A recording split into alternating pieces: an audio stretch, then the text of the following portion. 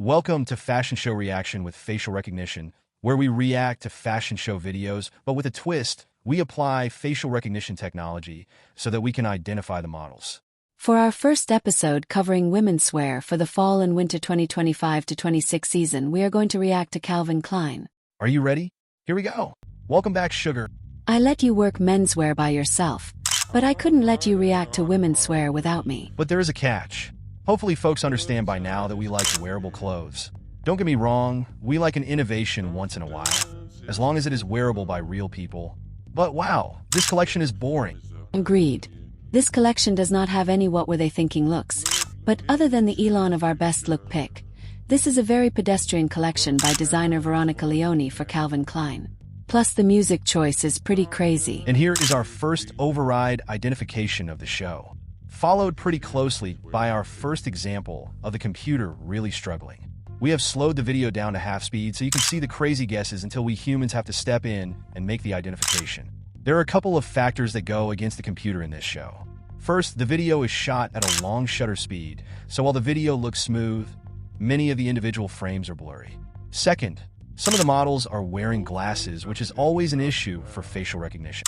Between us and the computer, we make 62 identifications in this video, including the designer, with only one model going unidentified. This is a fall and winter collection after all, and people in moderate climates that get rain instead of snow need trench coats. But do they need a 2025 Calvin Klein trench coat? Not sure about that. Of course, after I mentioned that dark glasses hamper facial recognition, the software sees right through them and IDs Julian. Let's let the computer do some work. Oops, here we go again.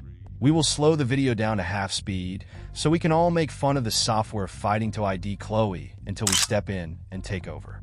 We have not mentioned that this is not exclusively a women's wear show, but rather it is really a co-ed affair, and along with that there are some very interesting androgynous models. After me reacting to menswear by myself, I wanted to ease you back into the groove, and I agree the androgynous models are probably the most interesting facet of the show. Thank you so much for your patriarchic protection. Hey now, take it easy on me. We did start doing this in the 90s after all. For those of you who are interested in the technology used here, once in a while you can see that there is an underscore between the models' names. That indicates that the software had to use a secondary training picture to identify the model, as the primary training pictures do not have underscores.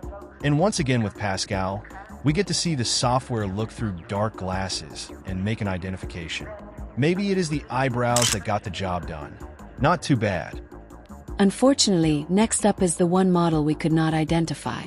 If you know who this is, please help us out in the comments. And do not forget to like this video and subscribe to the channel if you are having fun applying facial recognition to a fashion show.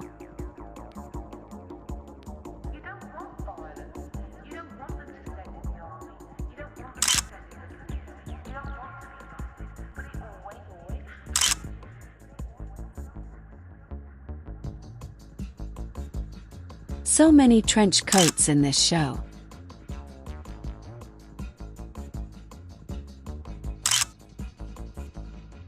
I am feeling kind of dumb saying earlier that dark glasses confuse the computer because it keeps nailing IDs. Speaking of glasses, I love these goggles that Penelope is wearing. They are such a good match with that green wool fabric. Not rethinking the pick for best look of the show, but I really like that look. Oh boy, here we go with some iffy work by the computer again. We had to step in and ID rejoice.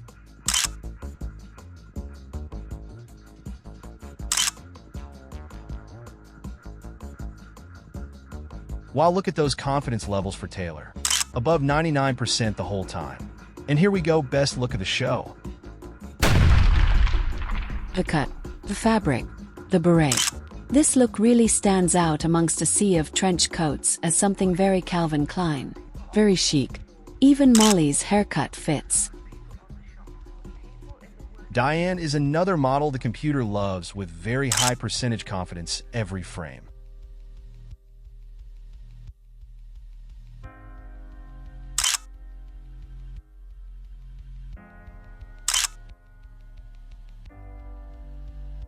Here we finally get some interesting fabric.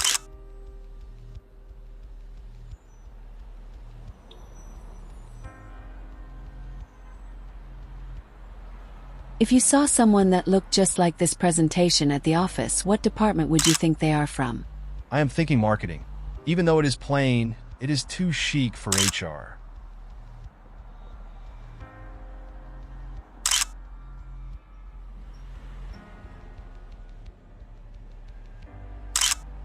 Let's try something we have not done before. Remember Angelina Kendall from earlier in the show? Look how close she looks to Sascha. Yet the computer has no problems telling them apart. In the future, we are going to do a video where we cluster all the models in our training set and see who looks like who. We are going to be able to match up some doppelgangers for sure. This layered look in white has that casual ease feel of our best look of the show. Perhaps Veronica Leoni should have gone more in that direction as opposed to trench coats.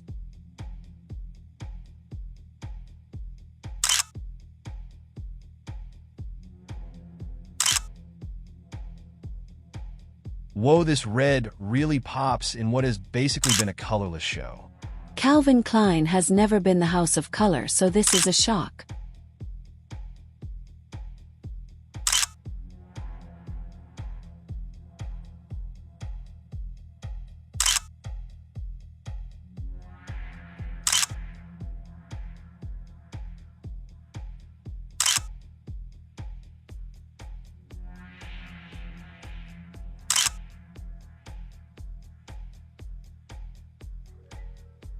We have two models that we missed in the main show, but catch in the parade.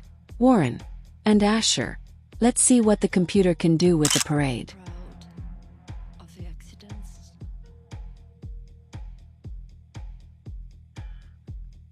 and proud of the goals.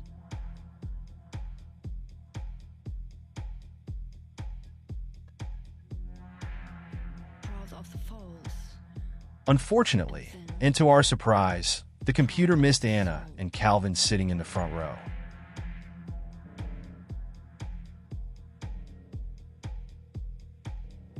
But we did get Veronica the designer. Do not forget to like this video and subscribe to the channel if you enjoyed applying facial recognition software to a fashion show. Bye now. See you next episode.